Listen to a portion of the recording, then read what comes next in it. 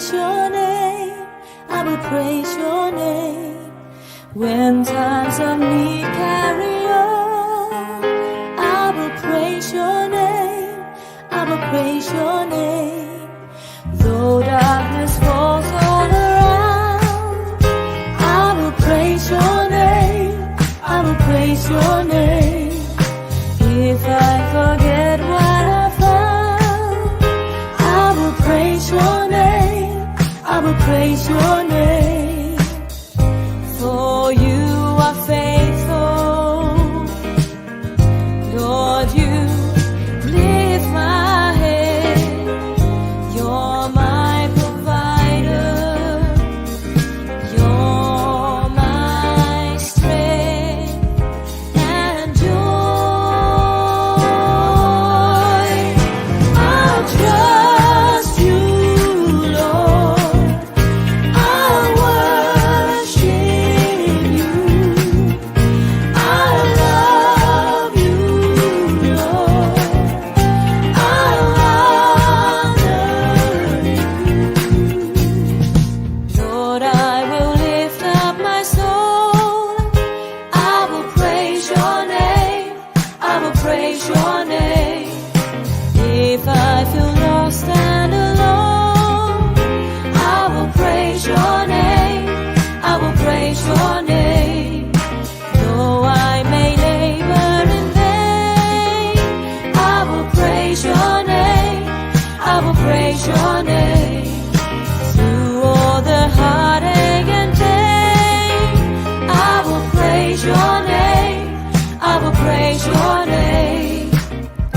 For you are faithful, Lord, you lift my head. You're my provider. You're my strength and joy. I'll trust you, Lord. I'll worship you. I love you, Lord. I'll honor. I will trust you, Lord. I'll trust you, Lord. I'll worship everything I say. I love you, Lord. I'll honor you.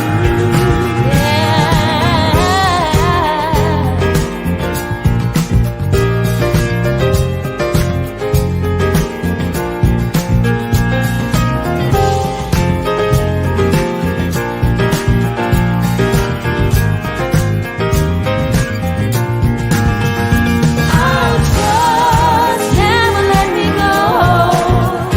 I'll worship, never let me down.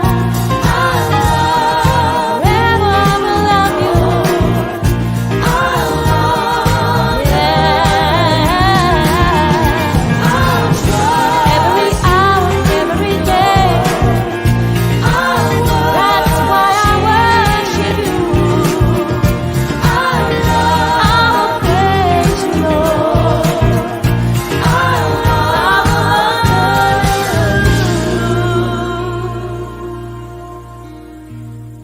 you. Lord, I will lift up my song. I will praise your name. I will praise your name.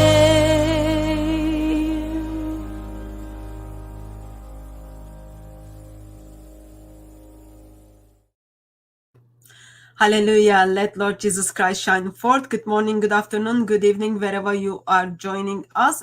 Welcome to another live stream with DCCI Ministries, and have the privilege of having Jay Smith with us all the way from the US. Peace of Christ be with you, Jay. How are you? Well, pretty good now that I see your smiley face. Well, I am the most humble and most smiley person you will ever meet in your life. No, not the most smiley. That's not for sure. For You sure. are, In you many are people, just being racist right now, I'm Jay. not going to argue that, but certainly one of the best on these material and in the material that we're going to be doing today. Yeah. How are you doing? Good, good. we're heading off to do an awful lot of traveling starting next week. But this is good that you caught me at this time. Good. You canceled on me other day. Yes, I had to because my researcher found some new material, which I'm going to introduce today. Thank you. Thank you for being available for me. So I am struggling from my side with the sound issues. Those of you who are joining us in the chat, it's good to have you. Can you be kind enough and then just confirm that sound is okay right now? I've been pretty much stressed about it and I don't know how to fix it. So we will see if it's gonna make through the live stream. So while I was talking with you a few weeks ago, Jay, you brought into my attention that we were talking about whether Muhammad is exist or not. You brought into my attention that one of the Muslim missionary put up a video to simply debunk you. I wanted to watch it and then I asked you to do a stream with me to kind of respond what he's saying. If I understood correctly, overall he was debunking you and Al-Fadi simply saying Muhammad was exist because Hadith says so. And today I just thought you just jump in and then kind of help us to see what he's saying and if there is any truth in it. Overall, let me ask you a very basic question. Do you think Muhammad was exist? Well, the question you're asking is, did the Muhammad of Islam exist? That Muhammad never existed. There were many Muhammads, yes. There are quite a few Muhammads. And as you're seeing from the news material we're just putting up in the last few weeks, the Muhammad is not there. That word doesn't even, that word is not written, it didn't exist in a written form in the 7th century. Because in order to have Muhammad, you have to have 3 vowels. There were no vowels. So the Muhammad, take the vowels out and you get Muhammad. That Muhammad did exist. And we have lots of reference to him. And what we have found about that Muhammad, the Muhammad, is pretty exciting. But that's not for this time. That's not for here. Because we're going to go into a whole nother area. And that is, what about the Muhammad, the one you're asking about? What about the Muhammad of Islam? What about the Muhammad? And I'm emphasizing that because that requires 3 vowels, the Dhamma and the Fatha and the Fatha. What about that Muhammad? Where does he come from? So if he didn't exist, what do we know about this Muhammad and what are Muslims dependent on concerning this Muhammad? The Muhammad supposedly that lived in a place called Mecca and was the one that received a book called the Quran between 610 and 632, that 22-year period. That Muhammad, that person, we just find out that there is hardly anything on him. In fact, you're going to see after today that everything we know about that Muhammad, the Muhammad of Islam, let's just call him the Muhammad of Islam, did not even come from the periods that I have been quoting for years, that you have been quoting for years. We have been lying through our teeth and we didn't even know it. But, apologize and give us our due. Okay, you are going so fast. First of all, yes, I was asking about Muhammad of Islam, whom approximately 2 million people billion people are simply worshipping, honoring, and even killing in his name. The ones who are faithfully trying to follow him. So I was asking about that Muhammad. And I don't think I was lying at all. I'm just using what the Islamic sources are telling me. And so I am already seeing that we've got people in the chat who, some of them are agreeing with you, some of them are disagreeing with you. It's absolutely fine. And especially those of you who are disagreeing, please put your questions or comments in the chat. I can make sure we bring them to Jay. And he can answer your questions. And probably end of this live stream, I am hoping that you will go back and thinking, yes, there are serious questions on the Prophet of Islam when it comes to the historical side of Islam. That's the aim. So we are going to watch a clip from Farid response, and I think clip is altogether 8 minutes 55 seconds, if I remember correctly. And if everything goes well, if God is gracious to us, because I am having some sound issues from my side for the video. Hopefully you will hear the video. Video is simply kind of just Muslim missionaries trying to debunk what Jay is saying. So what we will do, Jay, is as we go through the video, the parts you want me to pause, just tell me to pause and then I'll pause it.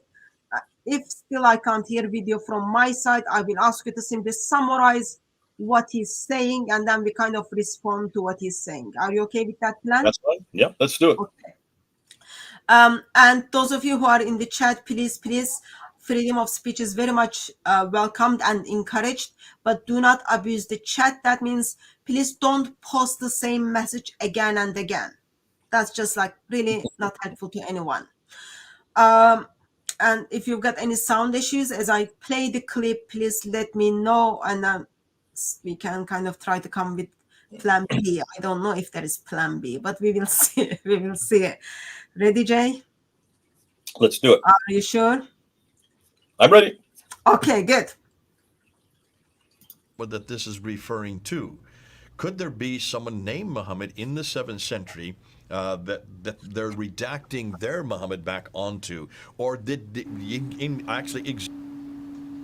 No need for introduction. Time to give these guys an education. Fire intro. In this video, we got Al-Fadi and Jay Smith trying to educate us about the history of Muhammad, peace be upon him, and they're claiming that he never existed, and I'm going to show you how ignorant these two guys are and how unfamiliar they are with Islamic sources. But ignorance isn't their main issue. The much bigger issue is a lack of consistency, and I have a question for these guys that will help us get to the bottom of things. I hope that their viewers, the Christian audience, ask them and press them on the questions I'm going to be asking them towards the end of the video. Let's see the first biography. The first biography of what Muhammad did is written by this guy here, Ibn Ishaq. Right. Look at his date, 765. 140 years already, or 30 years after Muhammad's death. That's a problem, isn't it? I mean, it's impossible that Ibn Ishaq lived for that long. No, he did not live for. It's obviously he was not living when Jesus was living. He did not know. I'm sorry. Well, Jesus, of course, Muhammad was living. Right. He would not have known him. He would not have seen him. He would not have heard anything about him. Right. So you cannot say he's an eyewitness. Did he get it from the eyewitnesses? We have no idea. So it says the life of Muhammad, a translation of Ibn Ishaq's Siratu Rasulullah, which means the biography of the Prophet That's right, Muhammad. Sirat Rasulullah, exactly. That's a sirah right there. That is a lie. Yeah. This is what everybody has been taught. This is what you have been taught. I have been taught that this was written by Ibn Ishaq. Look how thick it is. Right, and the reason why people buy into it, because no one, sadly, either dares to publicly question it, or at least if they question it, they keep it to themselves and they don't bring it up out front, basically. Actually, the book in Jay's hand is by Alfred Guillaume, who was a Christian. So when Al-Fadi's saying nobody dares to publicly question it, he's being absolutely silly and he's trying to play into this whole conspiracy idea. The reason why Guillaume refers to the book as The Life of Muhammad by Muhammad bin Ishaq, it's because it's a reconstruction of the original. It's not only based on the rendition by Ibn Hisham. Allow me to explain. Ibn Ishaq wrote a Okay, I'm gonna stop there because I have no idea what he was saying so far, Jay. Yeah, let me just say, basically Because what I can't hear anything from this side. So if Okay. you kind of simply summarize what is happening, and then I'll try to figure out from this side if there is anything I can do. but the others can hear it. They've said they've written that they can hear it. Okay. Yeah, but I don't know if he's talking about like how he makes his cup of tea, or if he's talking about Ibn Ishaq. I have no idea what he's talking about. So He's talking about this book here.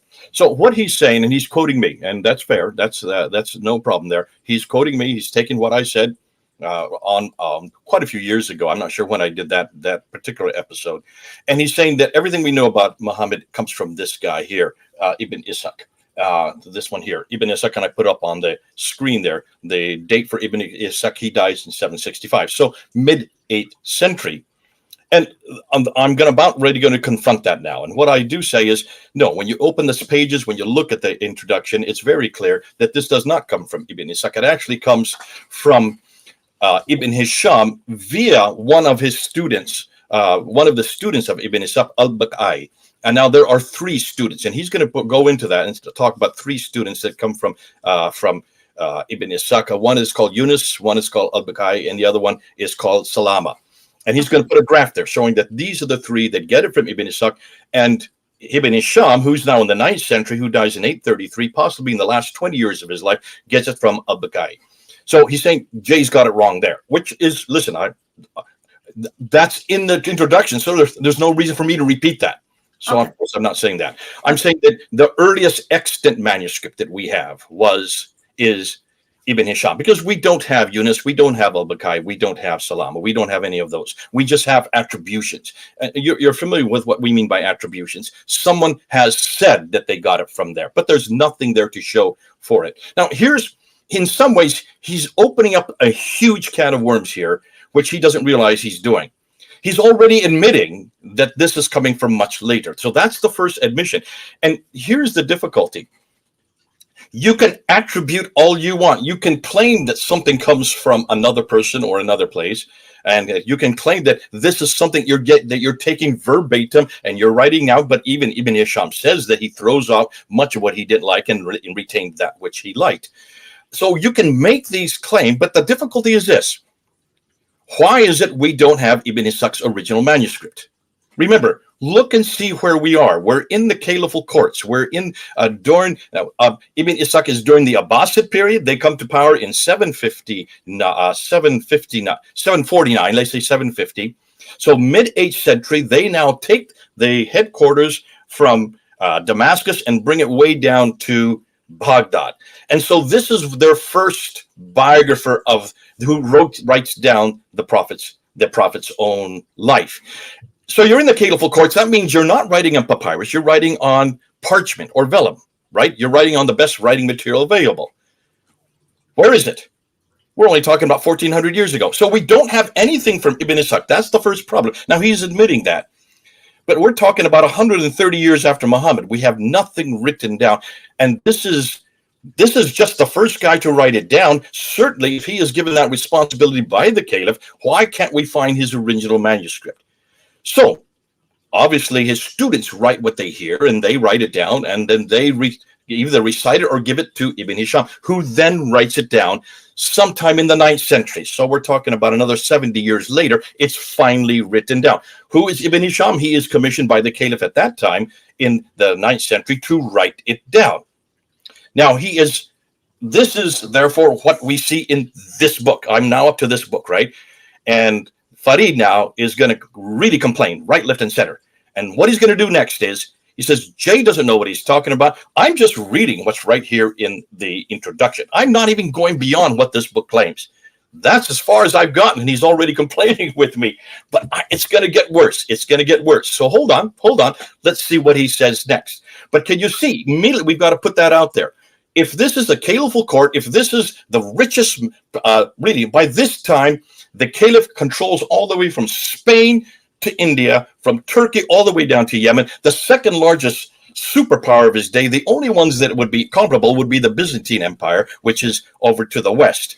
So if this is the case, and this is his official biographer of the greatest prophet in the history of mankind, the final prophet, this is his life, then of course he would have written this down on some type of parchment or vellum, something that could still exist today.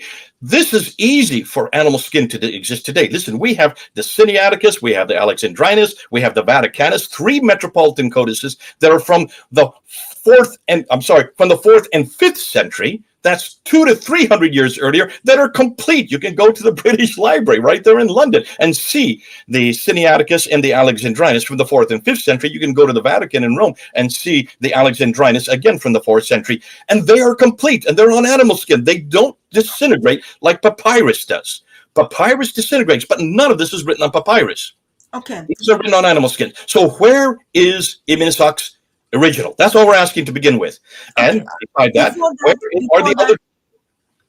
before that, are you not also asking, since Muhammad died in 632, why this is the so-called one of the earliest biography of Muhammad? Why don't we have anything, first of all, before Ibn Hisham or before Ibn Ishaq? That's like one of the questions. And also you are asking, if sake of the argument, let's say there is things before that as early, where are your evidences outside of your oral tradition? Also, I am assuming you are questioning, where is the original manuscripts of Ibn Ishaq? Oh, he's going to get much better than this. We're going to get, as you play it, you're going to see he's going to start picking books off the shelf. He says Jay doesn't know what he's talking about. Look at, here's somebody here. This Slow is down. Jay. this is Ibn Shayba. He's going to talk about Ibn Ahmad. He's going to talk about Malik ibn Anas, and he's going to pick another book by Sahifa Hamad bin Munabi. He's going to start showing all of these that predate Ibn Hisham. Can That's why we need to shut this down. Okay, can we take baby steps for me? You are speaking too fast. You are too much. Already half of the video is finished, but we've only done the 3 minutes. So we want people to follow what's happening. Okay. So I'm gonna play the video. Remember, I have no idea what he's talking about because I can't hear from my side. I don't know how to fix it. So therefore, I am all depend on you. When he changes the topic or the argument, give me signal to stop it, and then we take it from there. Is that okay? And when you want me to show the PowerPoints, you need to tell me that as well. So I'm playing the video now. Good.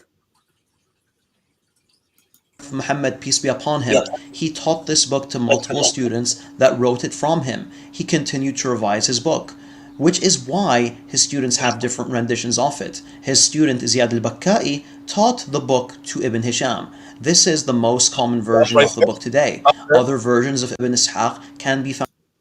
Okay. Look at that. Look at that. Just look. I just want you to see this. So can you see what he's saying now?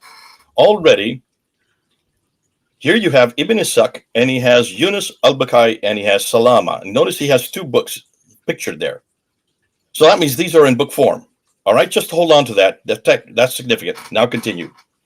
Okay. Found elsewhere, quoted by Tabari, for example, and others. This real we're going to be talking about this later on. So let's go back to the slide. So then who wrote this? Not Ibn Ishaq. This is the guy that wrote it. Ibn Hisham. I'm going to throw away Ibn Ishaq. Go back to the slide. I've thrown him away. He's now disappeared. Why? Because he just does not exist in this discussion. We know nothing from Ibn Ishaq. We know from Ibn Hisham. This is incorrect because we actually have Ibn Ishaq's book that comes through the path of Yunus bin Bukayr. This is not new information, by the way, since the rendition by Yunus was printed in the 1970s. Unfortunately, both of these experts are oblivious to it.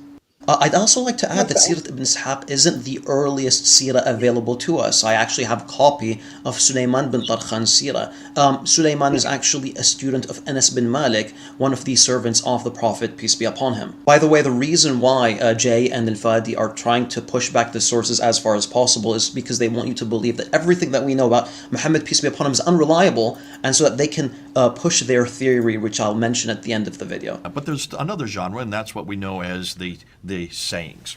The sayings of the Prophet Muhammad, that is the Hadith. The first to write them down in a categorized form, to compile them, is Al-Bukhari. Look at his dates, 870. That's absolutely incorrect. We actually have multiple works that predate al-Bukhari. We have, for example, Musannaf ibn Abi Shayba, which predates al-Bukhari. I got a copy of Musnad Abu Dawood al-Tayalisi right here. I got a copy of Musnad Ahmad right here. I got a copy of Muwatta Malik right here. All these books predate al-Bukhari by quite a bit. And the earliest of these books is Sahifat Hammam, which was written within 50 years from the death of the Prophet, peace be upon him. Hammam is also a student of a companion of the Prophet, peace be upon him. You also then have Sahih Muslim, who died in 875. Then you have Al-Tirmidhi, who dies in 884. Then you have Ibn Majah, who dies in 887, followed by Abu Dawood, who dies in 899, and then An-Nasai. I should let you read their names because my Arabic is desecrated. No problem. An-Nasai. So these are the... I love how Jay asks Al-Fadi to help him pronounce one of the names, and ironically, Al-Fadi gets it wrong. Al-Fadi, his name is not Al-Nisai, it's Al-Nasai. Al-Nisai is a section in which your good friend David buys his clothes from. There is two other genres that come up, and there we'll put them in brown. The tafsir, which are the commentaries on the Quran, and then you have the tariq, which are the histories of mankind. Those are the 4 genres. Who is the first to write down the tafsir and tariq? Well, it's this character right here, At-Tabari. Exactly. But look at his dates. I know. That's the 10th century. As usual, Jay is ignorant about books of tafsir, and we have classical tafasir that predate al-Tabari by quite a while, like Tafsir Abd al-Razzaq. I got here a copy of Tafsir Ibn Jurayj, which predates Tafsir al-Tabari by over 150 years. By the way, Al-Fadi, since you are not correcting Jay in regards to these basics, I have to assume that you are as ignorant as him. Let's move on to another criticism made by these guys.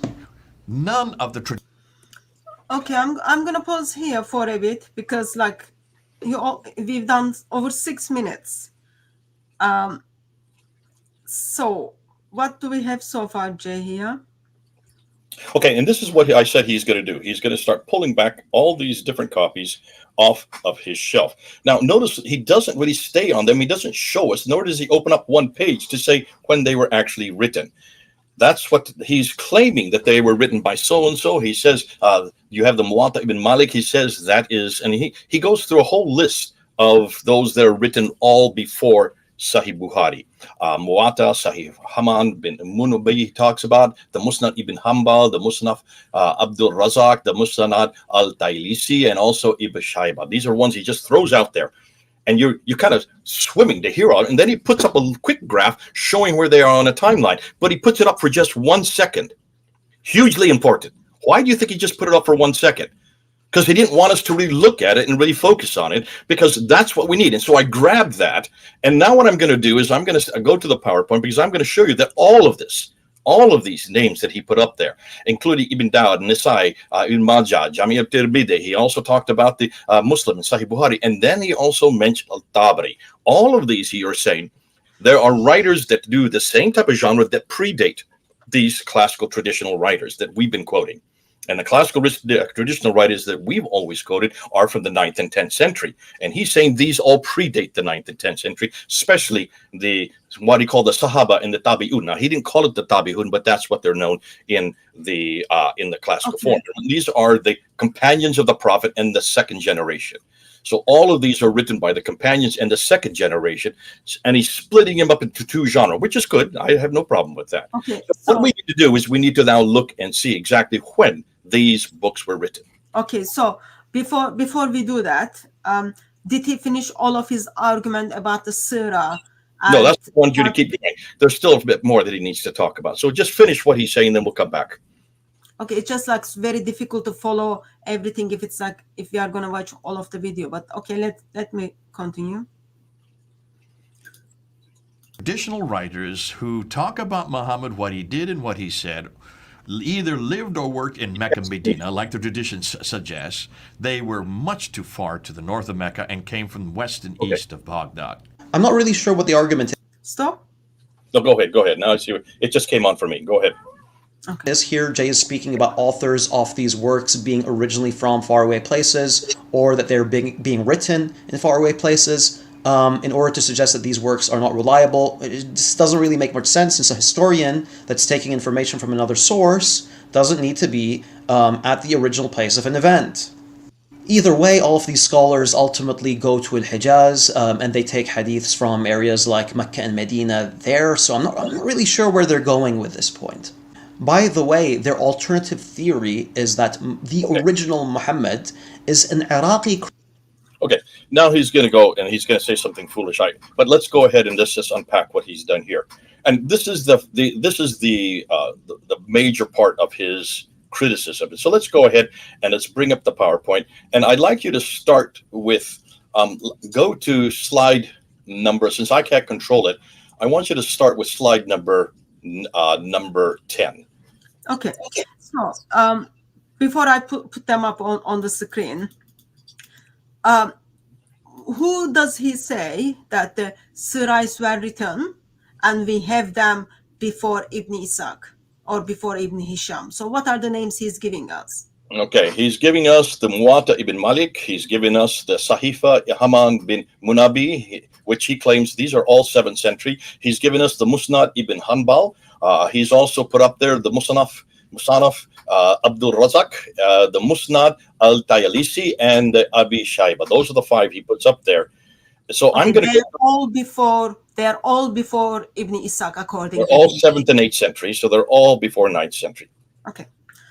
You said slide Most number of the 7th century. And these are what is known as, some of them are known as the Sahaba, which would be the companions of the Prophet, and the others are the Tabi'un, which would be the second generation. Now, obviously, there's one like Abi Shayba, who is actually 8th century, so that's a little later. But most of these are saying, what he's trying to say is, Jay, you're using much later material from the 9th and 10th century. I want to use the stuff from the 7th century. Now, I'm going to do two things here, because there is a reason why almost all the Muslim scholars and Western scholars today go to the traditional writers. They don't go to Ibn Malik or Manabi or Hanbal or Razak or Tayalisi or Shaiba. And there's a reason for that. And that is, none of them are complete, and they're bits of pieces here and there. And there's nothing in a compilation that they can look at.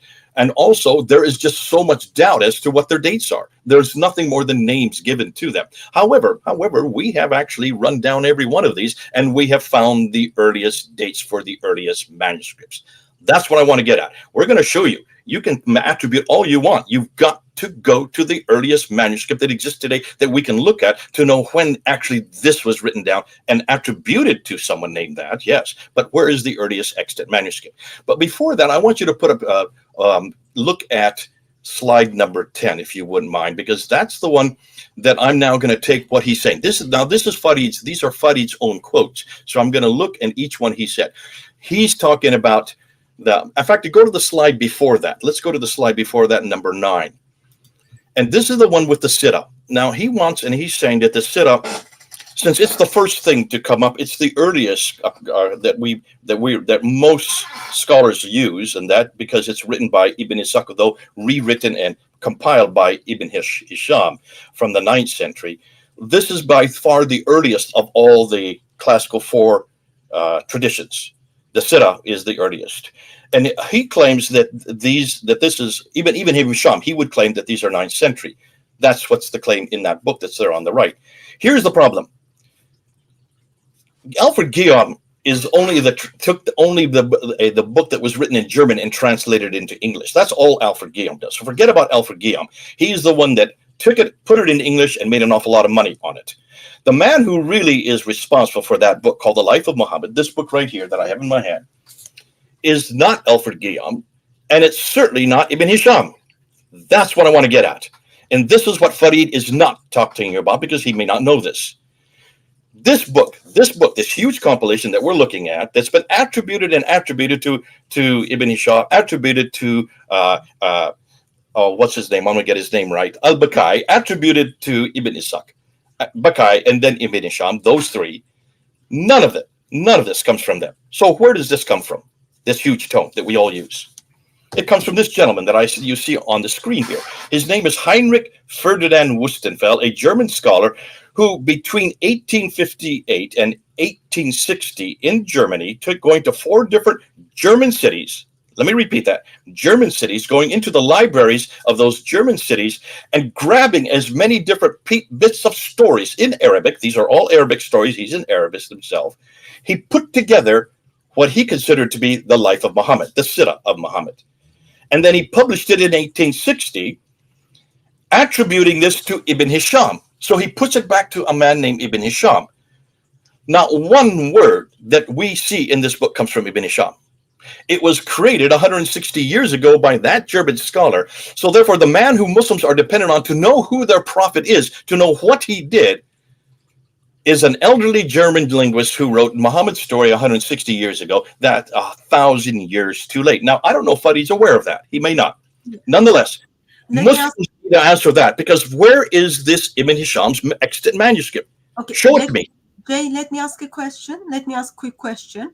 So if I understood correctly, you are saying Wustenfeld in 1800s visited different libraries in Germany, compiled the biography of Muhammad or the writings about Muhammad, and then put together a book, and then current version is just simply translation of that book. Is that correct? Did I understand? That's what we're looking, and that's what everybody uses today in all your schools to know what Muhammad did. No. Wustenfeld, not the only one.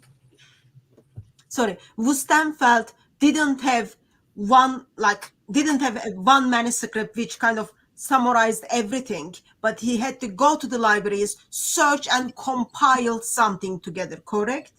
Exactly. Okay. So a little bit from this library, a little bit from this library. Now, the next question is, where did these libraries get these Arabic stories from? That no one has bothered to do yet. No one has looked to see.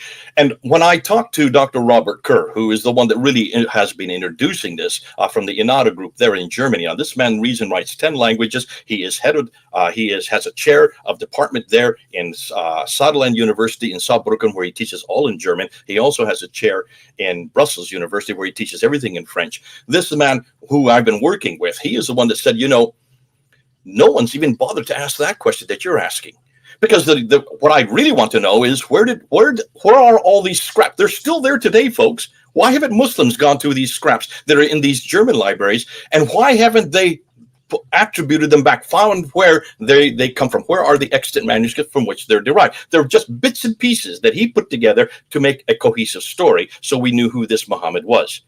What we're finding is that there are others who have done it. In 1967, Fuad Sezgin did much the same thing, but not from German universities. He went to Morocco and grabbed material that he found in Morocco. So what we need to do now is look at Sezgin's biography that he put together in 1967, that's in the last century, and compare it with Wistenfeld's biography that he compiled in the 1860s.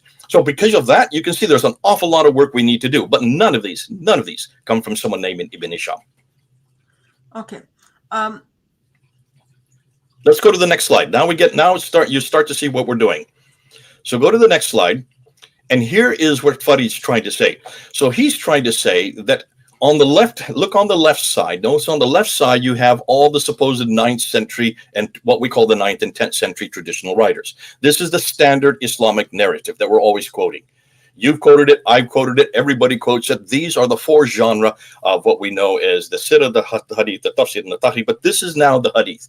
These are the Hadith, the sayings, not the biography now. We're now going to the sayings, the Hadith. And when you look at the Hadith, we know that there are 6 major compilations, and the names are all well known: Ibn Abu Dawud, An-Nasai, Ibn Majah, Jami' al-Tirmidhi, Sahih Muslim, and Sahih Bukhari. Those are the ones that we have always known, and you've heard me say it, you've said it, Hatun, many times, that these are 9th and 10th century, because we've seen the dates for when these men died, and they were all writing within 30 to 20 years before they died.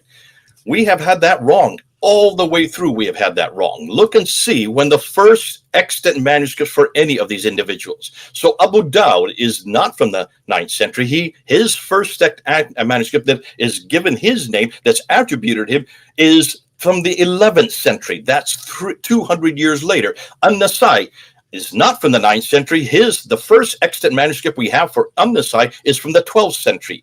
When you get to Ibn Majah, the first extant manuscript we have for Ibn Majah is from the 13th century. That's 400 years later.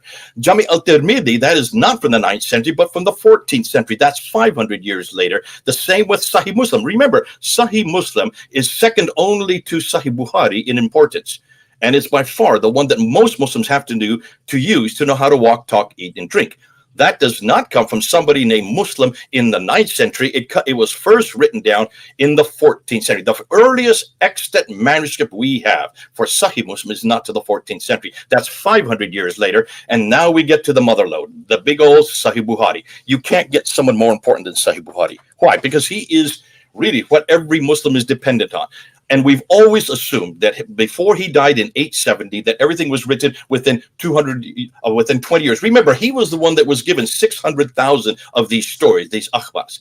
And he whittled them down, threw out 98% of it, and brought it down to 7,397. That's the story you've all heard, I've heard. I've always assumed that story was correct.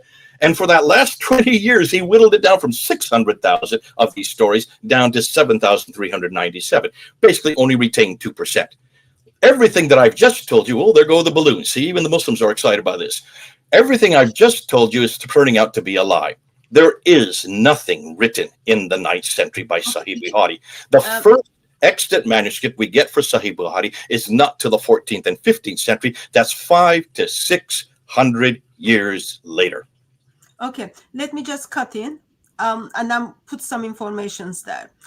I can't talk on that much with the details for Sahih Muslim, Tirmidhi, Majar, Nasai, and Dawud, because I haven't looked into them deeper. But I remember looking into Sahih Bukhari. Remember, Muslim scholars used to say everything in Sahih Bukhari was Sahih. And then as the time went on, suddenly things in Sahih Bukhari become non-Sahih. So some of the Sahih Bukhari's hadiths were not reliable anymore. So at that stage, I don't know if you were still at the corner or not, we looked into Sahih Bukhari. So he was born in Turkestan, West Turkestan, okay? Approximately like over 3,000 kilometers away from what is happening in Arabia. He started traveling when he was 17. So think about this. So he dies in 870. So he started traveling from age 17. He spends 2 years in Mecca. And then Medina, altogether, he spent 6 years in Mecca and Medina.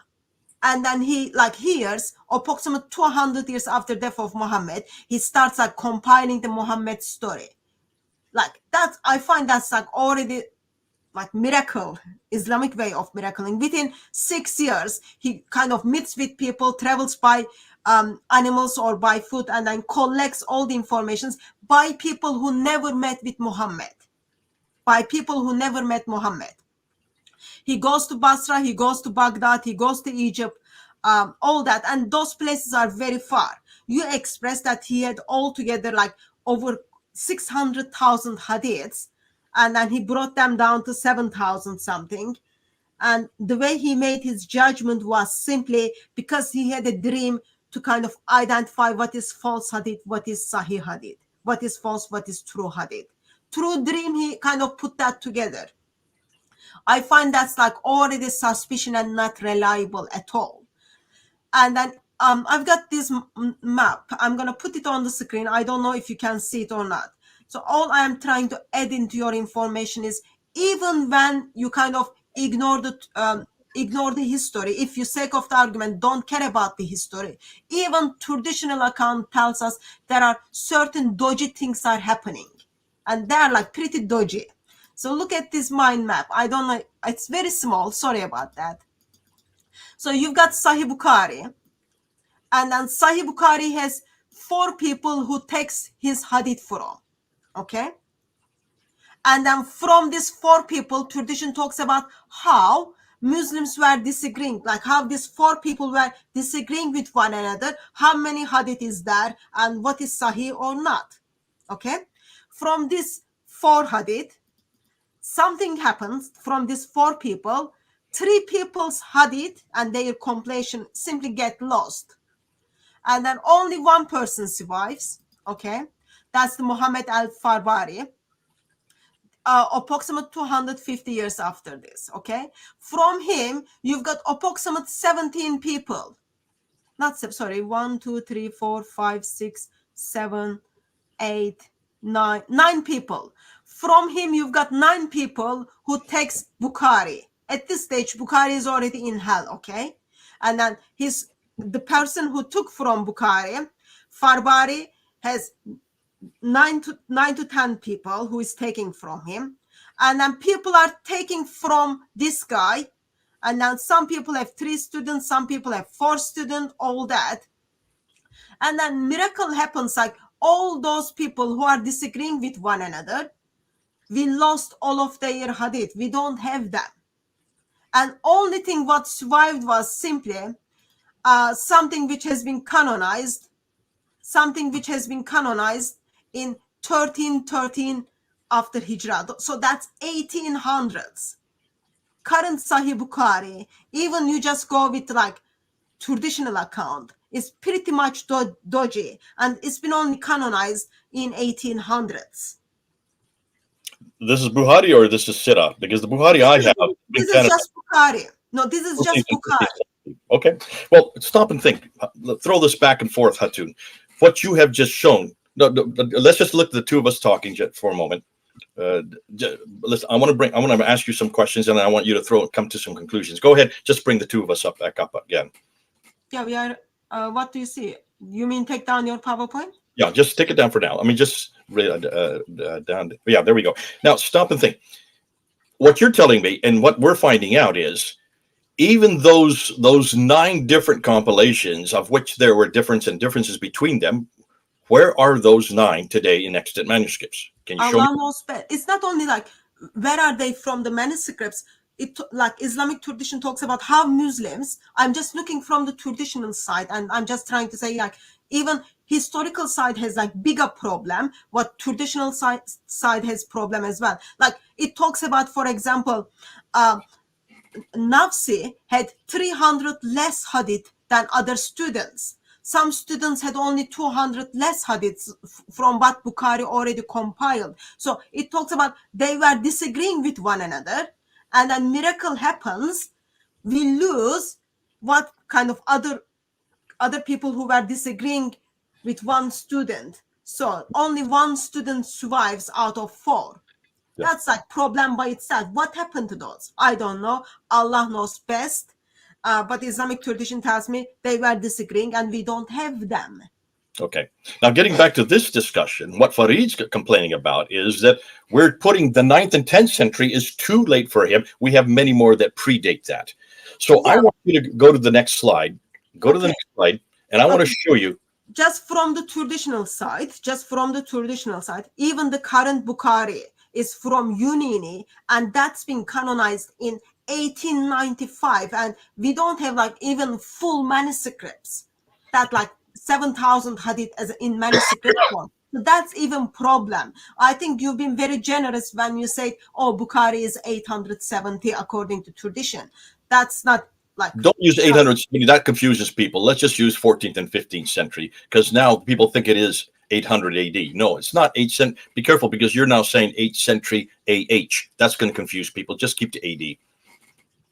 Okay, no, when I said like... You really mean 1200, 1300. 870 when the Bukhari died, but the canonization of Bukhari in 1895. So AD. that's like, yeah. And let's go back and we're agreed on that. The final canonization. Go to the next slide, and I want to show you what we now know. I wish I have it animated, so it's really good animated, but since your material, you've got the wrong one here. Okay, you've got to go back and get the other one, the non-animated one, if you don't mind. Just stop this and bring up the non-animated one, because this one is not going to look good. Okay, I'll keep this on the screen while you talk about it. Give me a second. So go ahead. And so and this is the difficulty that the Farids of the world don't know. Listen, Farid is not unique. Almost every Muslim scholar that we talk to about this says the same thing Farid is saying. And that is, we have much earlier manuscripts. We have much earlier writings. The difficulty in what they won't say is, where are these earlier ones, and where are their extant manuscripts? That's what we're looking for, extant manuscripts. And at the very end, I'll say why this is important.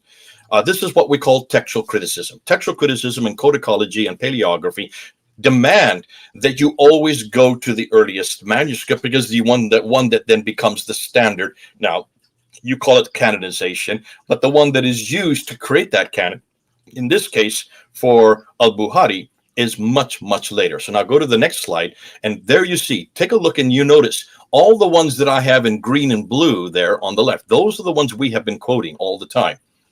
We've been quoting them, have we not? And they're kind of small there, but this is al-Bukhari. You can see the dates. The dates are quite simple. Al-Bukhari, Ibn Majah, Sahih Muslim, Tirmidhi, Dawud, and also Nisai. Those are... Can I just add something on that? We are using these sources because this is what Muslims told us. Yeah.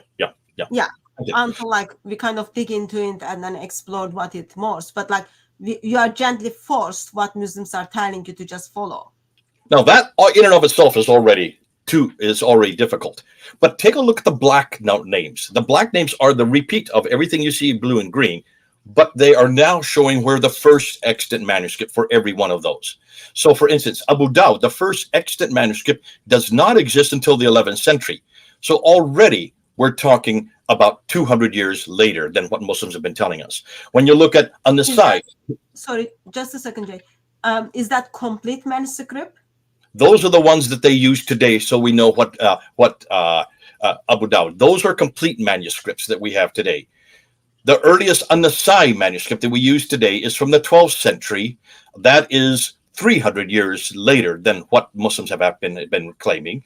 The one for Ibn Majah is 13th century. That's 400 years later. And then the ones for Tirmidhi, Muslim, and Bukhari are 14th and 15th century. Those are 500 to 600 years later. So this whole thing that Farid's trying to get out is saying these are earlier and we've got even earlier ones.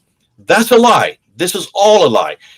When he starts picking all these books off the shelf, those are ones that are printed today in the 21st century, and they're attributed back to these people. But none of them are from these people. They're from much, much later. And here's the irony. Most of them exist today because of Europeans. It's the Europeans that have rescued them and put them into a codex form so that we can read them and see the cohesive story. I gave you already the example of Wustenfeld. Go to the next slide, and I want to show you what we now know about Al-Tabari, because Al-Tabari is probably the kingpin.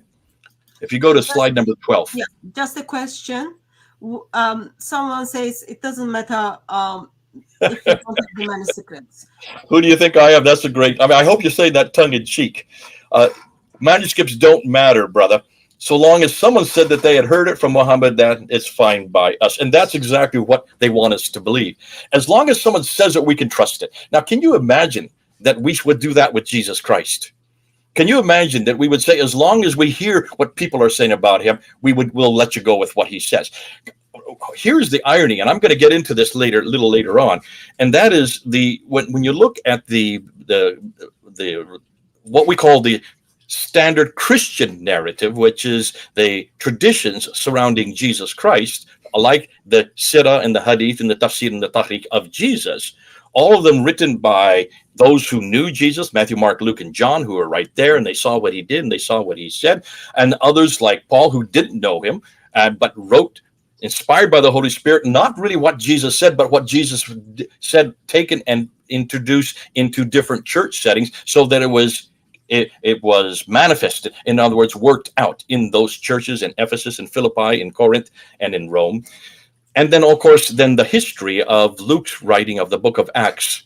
All of those, when you look and see those genre, those are all written by eyewitnesses. They were written by those who were with Jesus. They were written by those who saw what he did and heard what he said. And that's why they're so much more authoritative. Now, the earliest manuscripts we have for those start to appear in the 2nd century, and they continue. But the major manuscripts are the palimpsest, the vellum, the animal skins. Those begin in the 4th century. And that's why we're demanding the same of Islam.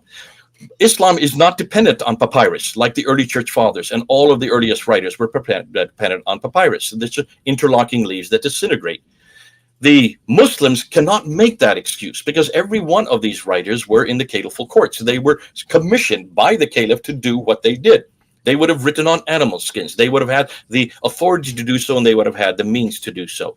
Not the case of the early church, who were poor, did not have animal skins to write on. That's very expensive. One manuscript like the Sinaiticus, 52 different deer just to make that one manuscript. So now we get to Al-Tabari. The Al-Tabari. Okay, let me just add before you move to Al-Tabari. So I think it is very dangerous even for the Muslims when they say, oh, we take this because Muhammad said so. Muslims' eternity is depend on what Muhammad did, how Muhammad lived his life, how Muhammad made his judgment, therefore he's going to make the same judgment. So it is affecting something, their eternity, therefore it is not fair for anyone to say, oh, because Muhammad said so, therefore let me take it. When we look at the Islamic tradition, like in 700s, Muslims were killing one another. Simply people were saying, oh, this is what Muhammad said, and other person was disagreeing. So people kind of crucified, like there is a guy crucified, simply someone claimed that he forged the hadiths, and then he said, yeah, I forged hadiths, and then they crucified him. So within even 100 years, it was very important. It's not what Muhammad said, but or someone said they heard from Muhammad, because that's what everyone was doing so. And also helpful to remember, for someone to be Muslim, they cannot just live their life, oh, because someone said so. They need to act on it. And without hadith, they wouldn't even know how to pray or when to do ghusl. So in that sense, those very kind of statements which we are talking are important. So it needs to be known, yes, it come from Muhammad, he is my evidence. Please also look at from that side as well. Yes, Jay, you and Tabari. Okay, now we're going to get to Tabari. Now, this is another European that we have to thank for. The Al-Tabari, we would not have Al-Tabari in our hands today had it not been for a man named Michael Jan de, and I don't know how to pronounce that, is Geoge or Geoge, I don't know, I'm mispronouncing it, I'm sure, a professor of Arabic at the Leiden University in Germany. It was he that did, much like Wustenfeld had done with the Sirah, he did the same thing with the Al-Tabaris, compiling and grabbing and getting as many material that is attributed to Al-Tabari, and he put it into a book form, which was then published in 1901. So we're just talking about in the last century, known as the Leiden edition. Now, at least with the Leiden edition, we know from where he got his material from. Most of it came from two documents in Istanbul known as the Koprului. You can pronounce it better than I can because that's in Turkish. Those are two documents that were written in 1244 and 1253. So we're talking about the 13th century. We're talking about the Ottoman period, which is interesting. Most of these major manuscripts are written in the during the Ottoman time. Your people in Turkey, the Ottomans were the ones that really grabbed them and made them and put them into manuscripts. So the question needs to be asked, if this is the case, so even Al-Tabari's Tahriq and his Tafsir, they are not 10th century originals. They're not 10th century originals, but are much later 13th century compilations, which were merely attributed back to Al-Tabari 300 years earlier, yet they are still 600 years too late. What's more, it took a German scholar to compile them 1,200 years later. Where are the Muslims here? Why hadn't they compiled it? And why is it that the Germans had to do it for them in the 1800s? Obviously, the Muslims don't really consider this to be that important. Today, they now consider it to be important. And now they're publishing it and they're putting it, and that's why Farid can put them off his shelf. But no one's looking and seeing when every one of these things he quoted, when they were actually written. So the Al-Tabari, that gives us almost all the stories of how Islam began. He is the one that has the greatest compilation, really come from the 13th century, but put together in the 19th and 20th century. That's concerning. But first, I guess one of the questions also is, why do they need at the first place for tafsir? Why do they need at the first place these writings?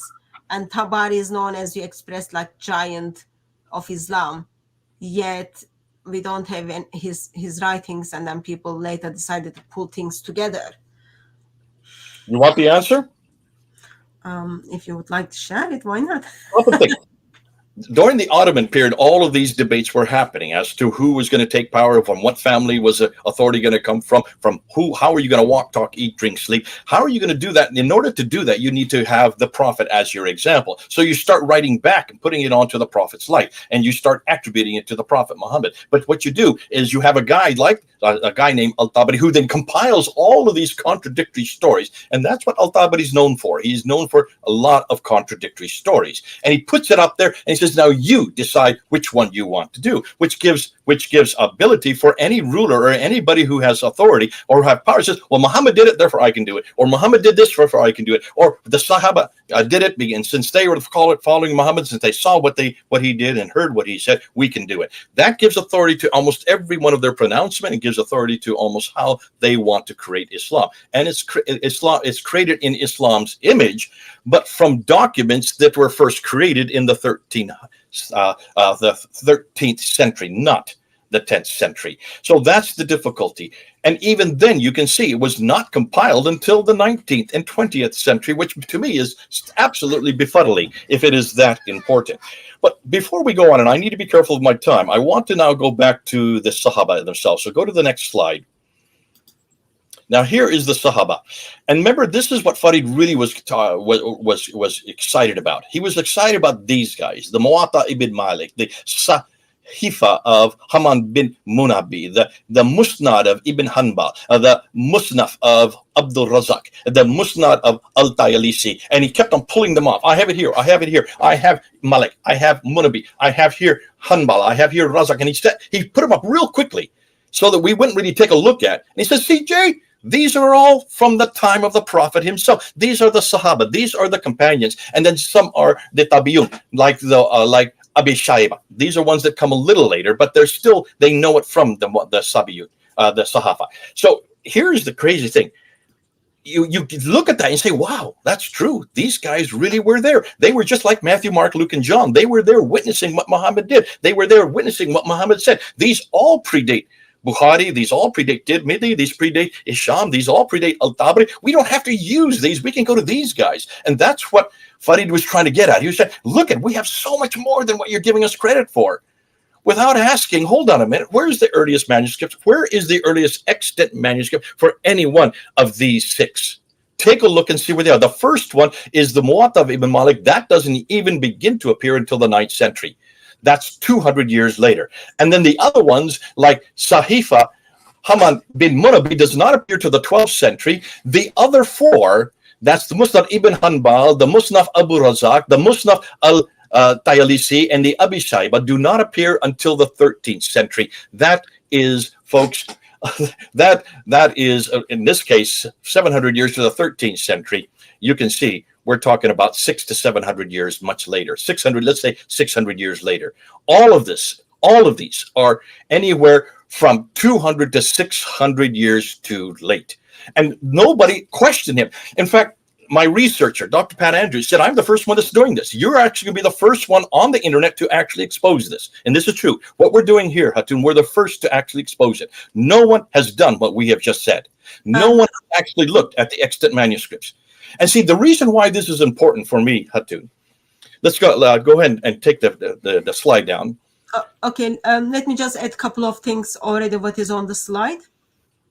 So Robert Spencer was talking about it other day. For example, Shafiat Hamam bin Munabin, the second blue person on your list. Farid was saying, for example, this was written within 50 years after death of Muhammad, but this guy was like born 715, so he was born like almost 720 or something. So he born like almost 80 years after death of Muhammad, so it can't be written. And then who was Bukhara?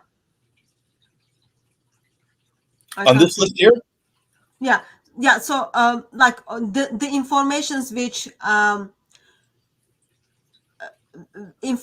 which Farid is kind of putting together the names. Oh yeah, those are all before from the time of Sahaba is all that's not true. Like that's really seriously not true, because every one of those. Now let's don't say he's lying. I don't think he's lying. He's just not aware of this. No one has put this up on the internet before. No one's bothered to do what we've just done today. No, this is the first anybody's seen this.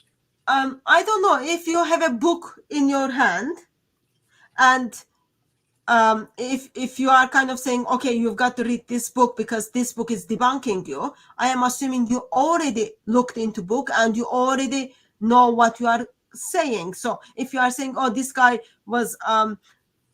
is from within 50 years from death of Muhammad, he was not even born. So that's like simply false information. I'm not sure if I can say, oh, he just didn't know. I think he's intentionally misguiding.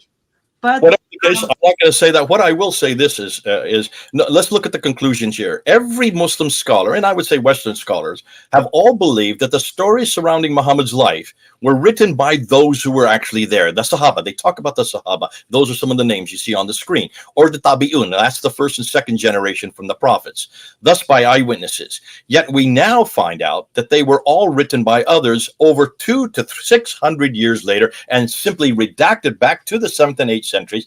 Thus, I would suggest they are all fraudulent. None of them are true. And that's why the Farids of the world, they need to be careful, because we're going to hang them on this. From here on out, We're just going to keep on showing these timelines. You need, and this is something that Muslims don't like me to do, and I keep on doing it.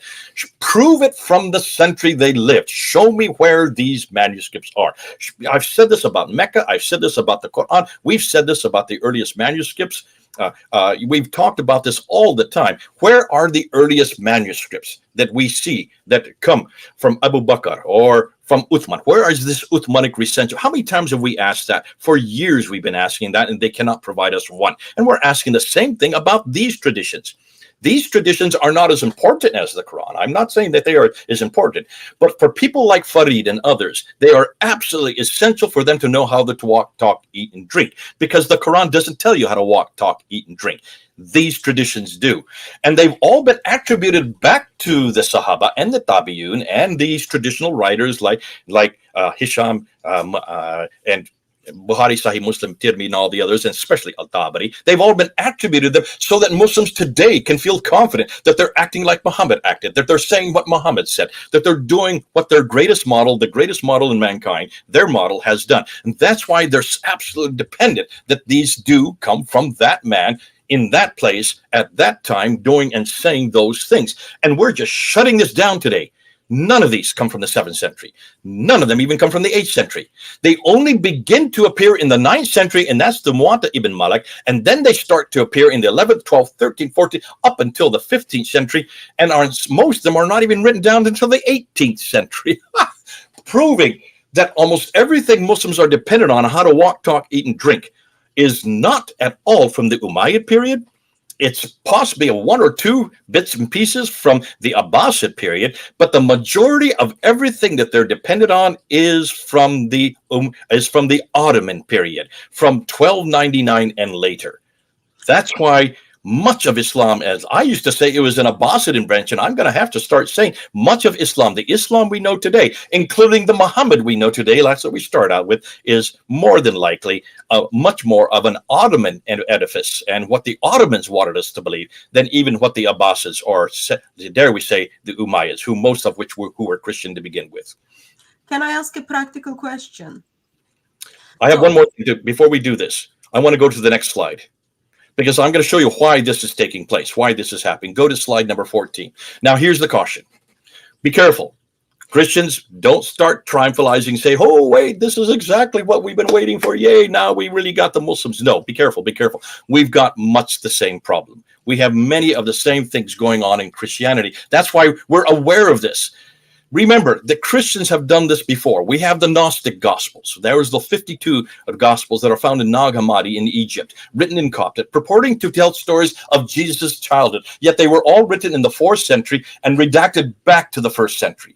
Yes, we know about this. These were found in the pits, the garbage dumps known as Oxyrhynchus. The most exciting of them is called the Gospel of Thomas. Muslims love this one, and also the Gospel of Judas, which were written around the 2nd century, but are attributed back to authors to have written by the disciples themselves of Jesus.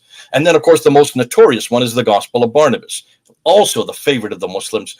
But it was written in 1634, but was attributed to the companion of Paul in the 1st century. So what's going on here? These are Gnostic writings. These are apocryphal writings. These are sectarian writings, all of them written by individuals in the 2nd, 3rd, 4th, all the way up until the 17th century. They were all written in order to give a credibility and authority for their works. So this practice of redactions and attributions is common in every religion. We see it in Christianity, but here's the difference. Here's the difference.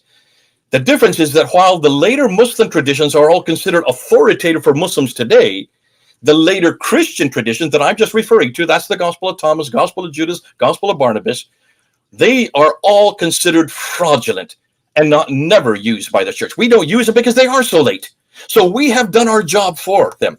We're way ahead of the Muslims. We already know which are fraudulent and which are authentic. We already know what to throw away and not to follow. Look at the Gospel of Thomas and look what it says about Jesus. He has him killing people. That's not our Jesus. Look at the Gospel of Barnabas. He's a Muslim. No, maybe in the 7th century, whoever wrote that in Spain thought he was a Muslim, but that is the 7th century. That's why we reject it. We don't accept any of them because they don't follow what the Gospels say. They completely reject what the Gospels say. They go against what the Gospels say. And that's why the early church never accepted them, but they were all written so late anyways. That's why we don't accept them. Here, interestingly, every Muslim is accepting the latest material. Okay, They're so accepting what's the new reason, and not going the to reason the originals. okay, the reason Gospel of Thomas or Gospel of Barnabas is not identified as Gospel because they are written very, very late and it contains mistakes in it. For example, Gospel of Barnabas calls Muhammad Messiah. All those, like, we can look what it is written, and then we can say, not when I say we, like scholars can look into it, what it is written, and then they can say, what was this? Is this something from the 1st century? Can this be from the author which is claimed to be coming from? And the answers are no, because Thomas did not write the so-called Gospel of Thomas. Barnabas did not write the Gospel of Barnabas, and that's not the disciple which people are kind of assuming. So we can look at informations that mention in it and then confirm if that is from the 1st century, who were eyewitness to life of Jesus, or who kind of lived in the 1st century. That's the kind of criteria. But when we look at the Islamic tradition, what we see is like places, people, are they mentioned where they exist in 7th century? No. And No. then the question is, no, they were not. Therefore, we are saying it is written and reductant back to 7th century. That's kind of the concerning issue here. And that's why, as Christians, we are aware of this problem. We know it better than anybody else because we have been confronted with the sectarian writings. We have been confronted with the Gnostic writings. We have been confronted with the Gospel of Thomas. And that's why people, there are so many writers up there who would like the Gospel of Thomas to be the authoritative one. But their problem is it's written too late to be authoritative.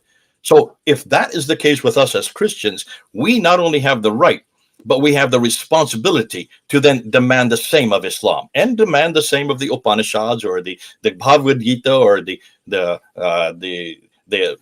Vedas of Hinduism. We must do the same thing. We do this with the Books of Mormon. We do this with the Jehovah's Witnesses. We do this with the Granth Sahib of the Sikhs. We demand of all of these religions, whenever they have any writings that they claim are historically sound, we demand to prove that. You have to do a textual criticism of them. You have to do a looking at paleography of them. You need to look at all the criteria that shows that those documents were written in that time by that person in that place. In this case, what we have seen is that every one of these traditions that the Muslims are absolutely dependent on are not written in the 7th century. They're not even written in the 8th century. They only begin to appear in the 9th century, written by totally other individuals whose names are not on their documents. Their names are given to give credibility to them, just like the Gnostic Gospels. The Gospel of Thomas is given a name of one of the disciples of Jesus, Barnabas, the companion of Paul, to give authority to it, but had nothing to do with Thomas, had nothing to do with Barnabas. In the same way,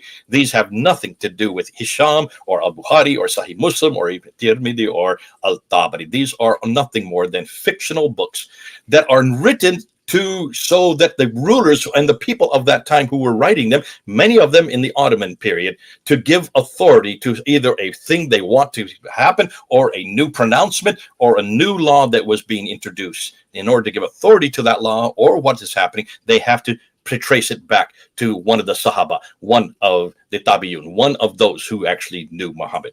That's how you get authority. But they are as fraudulent as you can get. And that's why Muslims, be careful. Don't just start picking books off your shelf and say, see, I've got this. See, I've got this. Look and see where that book came from and where is the first extant manuscript.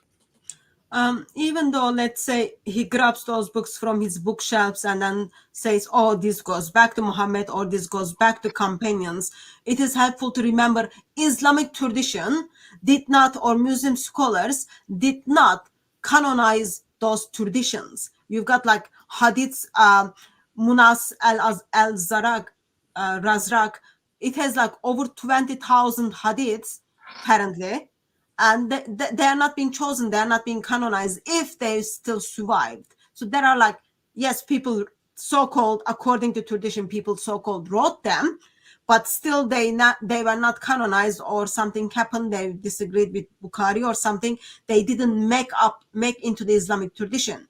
Even like in one of your slides, you were talking about, I can't remember if it was slide or something, you were talking about Hanbal. It is, remember, like how difficult. Number 13, if you want to go back to him. Yeah, Ibn Hanbal. What slide number did you say? Slide, the one right before this one. There you go.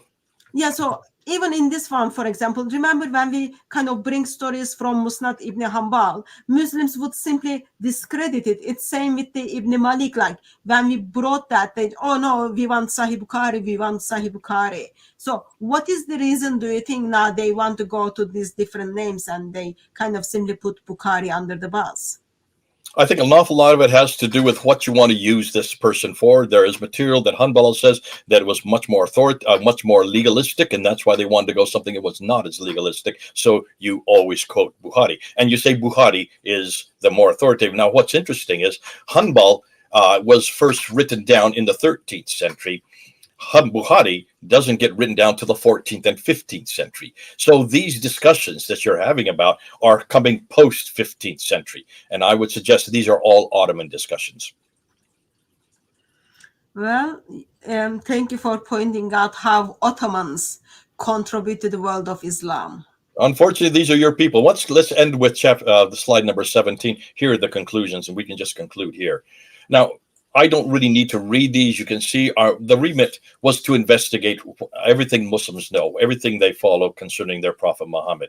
Your question at the very beginning was, did he even exist? I would suggest no, he didn't exist. Not the Muhammad of Islam, not the Muhammad that Muslims not worship. They don't worship him, but the ones that they follow as their paradigm, as their model. It's obvious that everything that they are dependent on, this book, this man, and this place, are dependent. They are also dependent on the traditions, which give them and unpack what the book, the man, and the place say.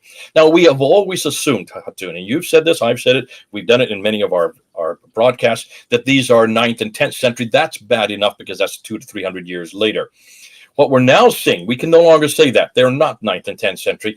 Just the Muwatta begins in the 9th century, which is just fragments of the Muwatta. We don't even have the full Muwatta.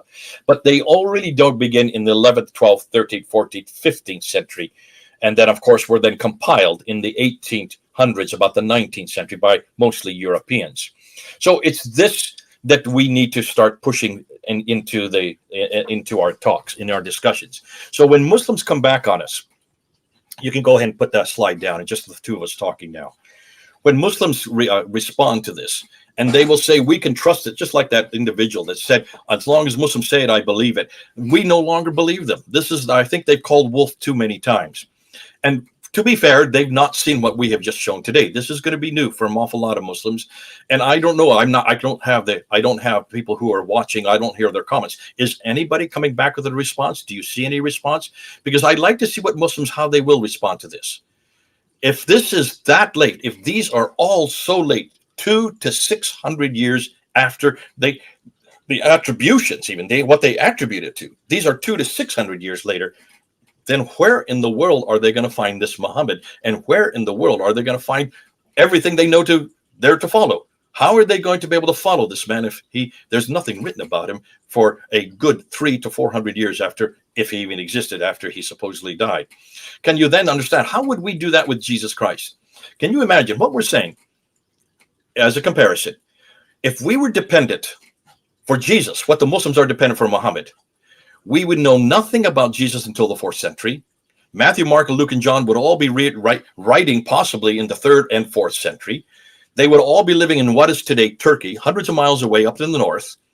None of them would be there in Jerusalem or in Nazareth or in Bethlehem or where Jesus grew up and lived. None of them would live that far south. They'd be way up hundreds of miles to the north, and they would be writing hundreds, 300 to 400 to 800 years, 8th century, after Jesus Christ. How in the world would we defend Jesus? Thank God we have all kinds of references to Jesus, even outside our traditions. And thank God we don't have to depend for the 4th, 5th, 6th, and up until the 8th century to even show who he was or what he says. We have people that were actually there, that actually were eyewitnesses. Farid brings up a comment, and he says, we as Muslims, we even know what Muhammad did. We know that he ate chickens. See how specific we know? Whereas you Christians, you can't even prove that Jesus claimed to be God. What a comparison. I laughed when I heard that. I said, now, can you prove that Muhammad ate chickens? Can you even prove that Muhammad ate anything? Because everything that you're going to go to find those chickens are going to be from the 12th, 13th, up until the 16th century. Whereas I can go right back to the 1st century, and I just can go right up to Matthew chapter 26, and I can hear what Jesus quoted there in the Sanhedrin when he claimed to be God 3 times in front of Caiaphas. He claimed to be the Son of God, he claimed to be the Messiah, he claimed to be the Son of Man. 3 times he was saying, I am God, I am God, I am God, in one scenario. And that's why Caiaphas had to tear his robe and turn towards the Sanhedrin and say, what further proof do we mean? This man has blasphemed. And then look and see what he did in the temple there in John 8:58, when he was there claiming to be who? The personal name for God? Yahweh, not ego eimi, or God in English. He would have been speaking Hebrew in the temple. He was claiming to give God's personal name. So we have 1st century evidence and 2nd century compilations of these events. That's why it's so good to know that we can trust who Jesus was, we can trust what he did, and we can certainly trust what he said, because they were written down by people who were actually there hearing him. They were there watching what he did.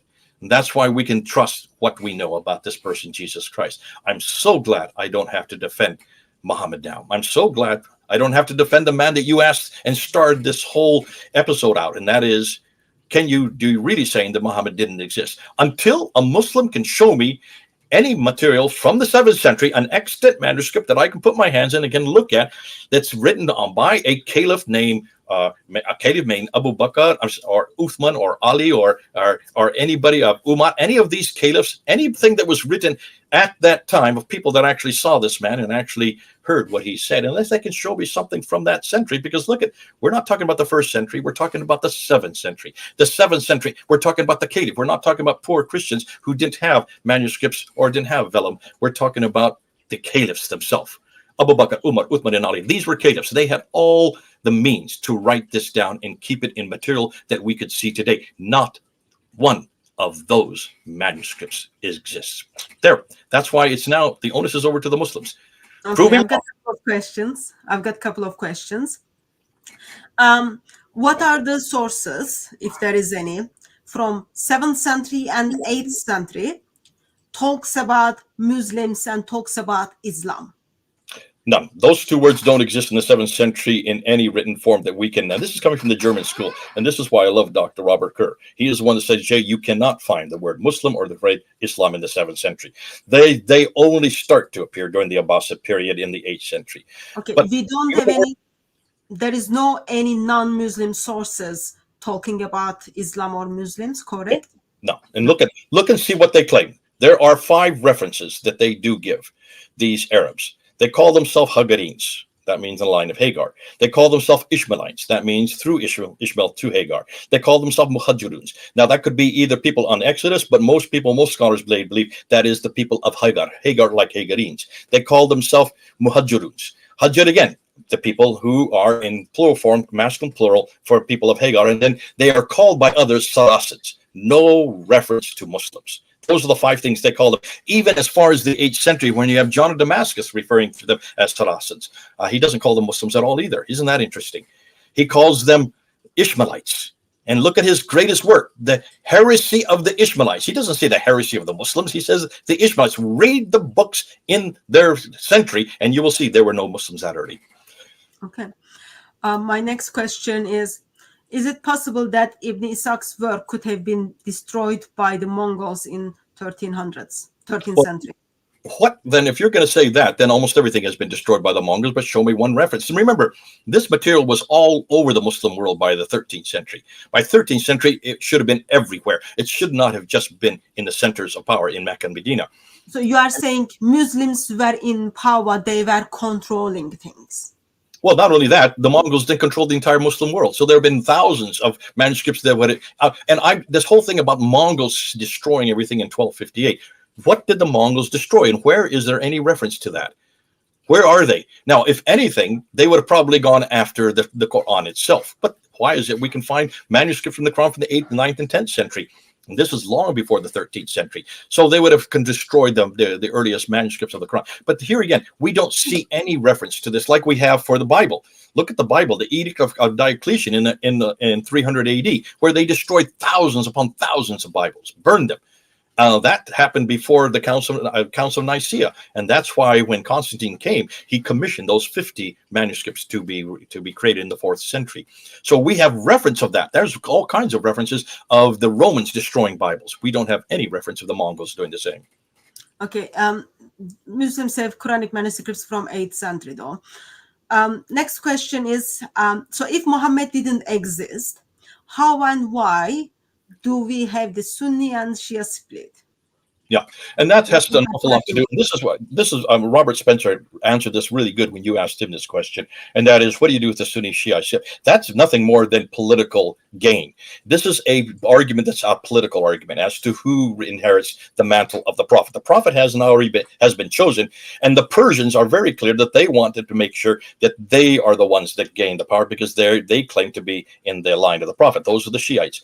The Arabs, the other Arabs say, no, it has to be anybody from the ulema. The ulema would be the scholars. So that's why this is a political argument that was probably happening during the Abbasid period, moving into the Ottoman period. And so that's why this is a much later, but here's another example of exactly what we're saying. This is a much later political argument that is redacted back and put into al-Bukhari and to also the traditions to show that this existed from the time of Ali.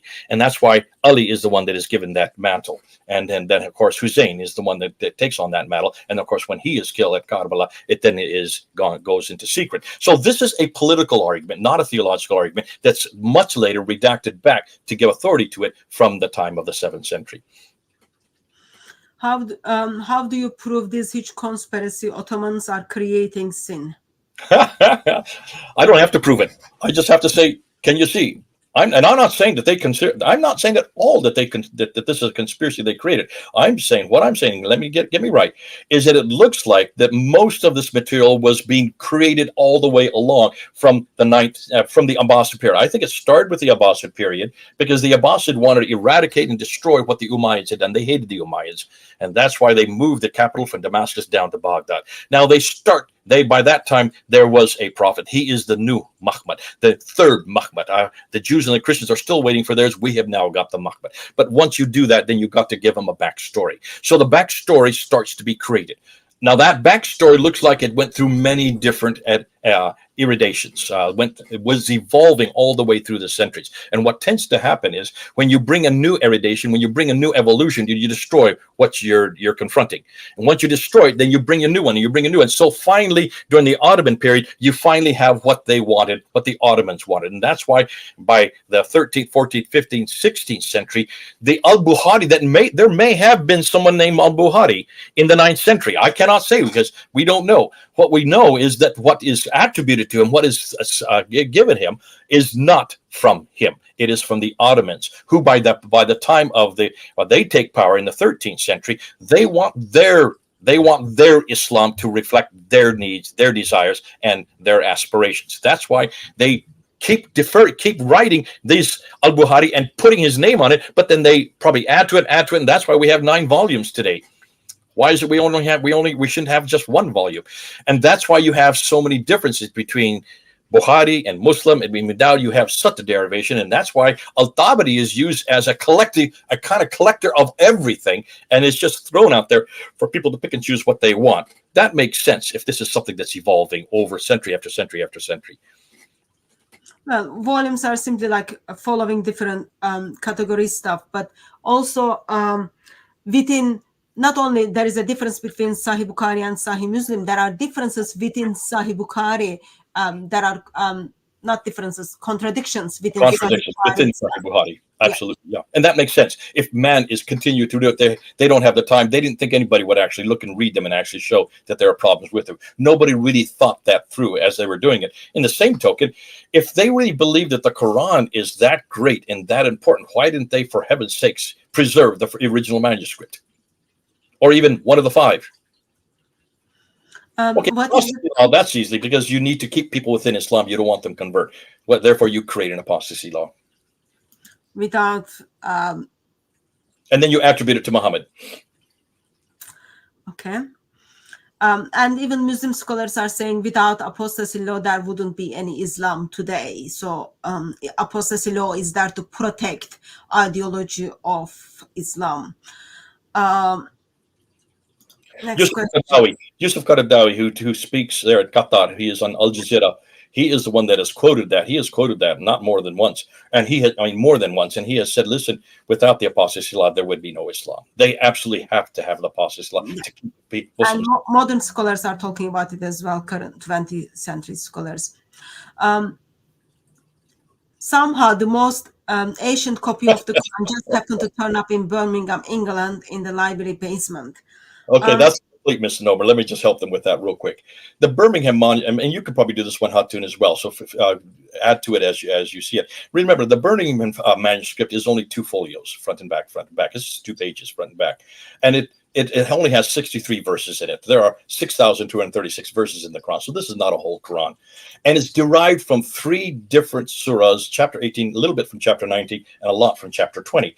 3 different stories. And look at those stories of those 3 chapters. They have nothing to do with Islam. They are all pre-Islamic. These stories existed from, well, the story of Moses was in the Bible. So that's from 1400 BC. But the story of the 7 sleepers of Ephesus, that's from your country. That's from Turkey. You can go to Ephesus and see where that cave is. That is from the 2nd century AD and was rewritten in the 6th century AD, and that's why it gets incorporated into Arabic. The other one of the Matthew, I'm just off the top of my head, Sophrastus, that is from about 560 AD. So that is all pre-Islamic, pre-Quranic, and certainly if there was a Muhammad, pre-Muhammad.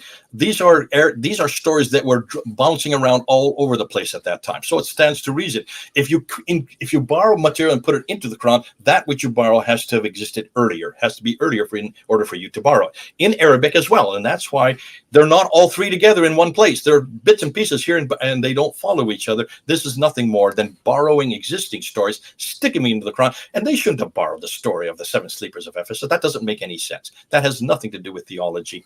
And the story of Moses would have been about the best one for them to borrow. So that's why we can pretty much trace every one of these. Now, notice what I've just done.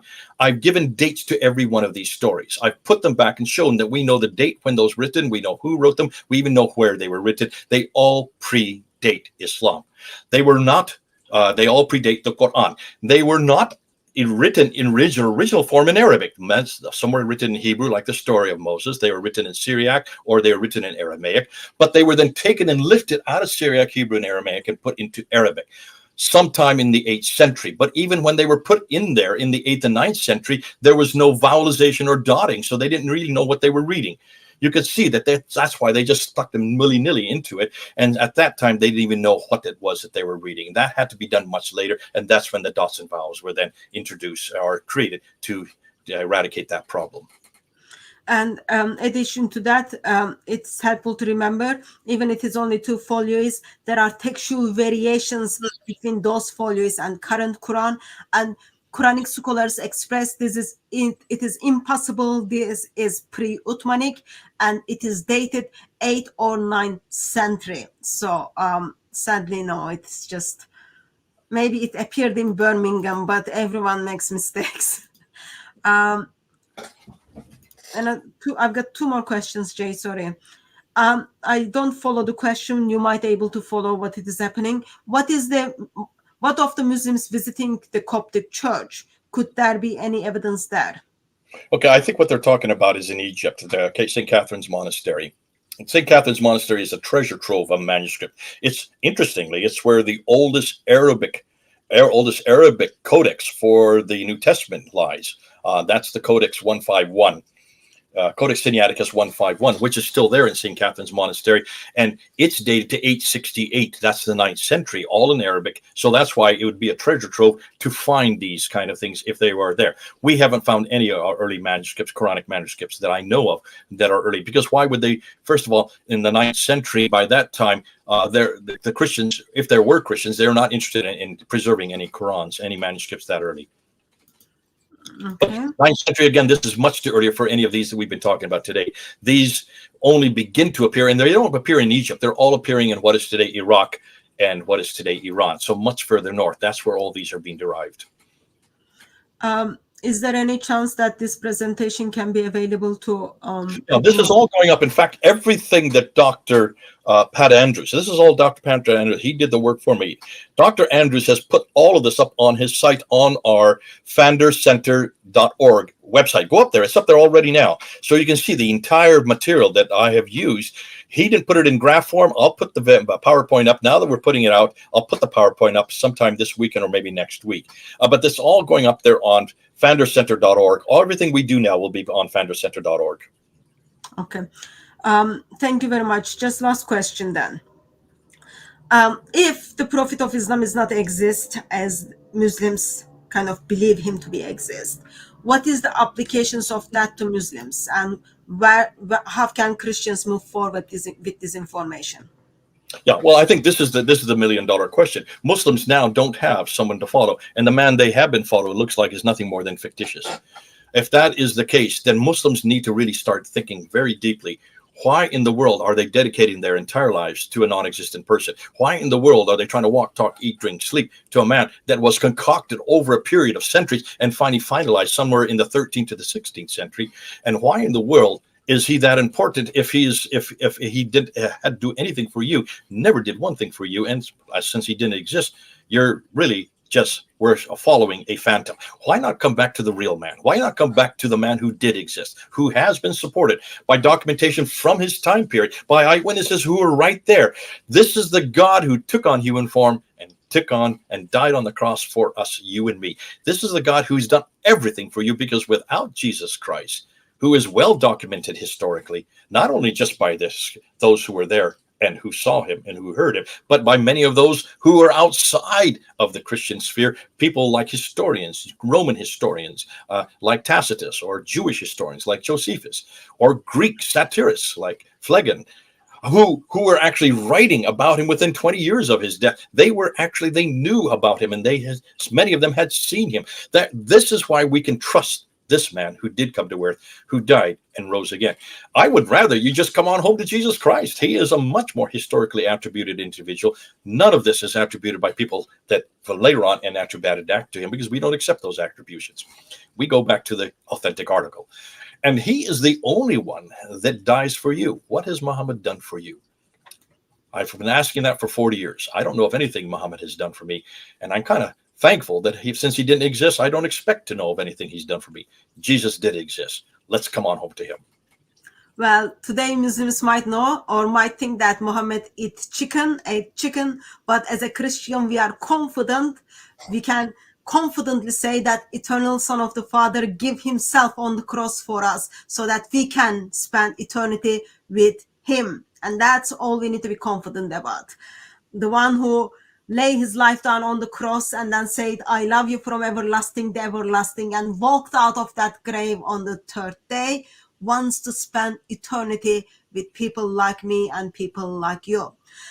Jay, really appreciate for coming in, being available, and helping us to think through historical side of Islam, especially the Prophet of Islam. And there are serious questions Muslims need to deal with.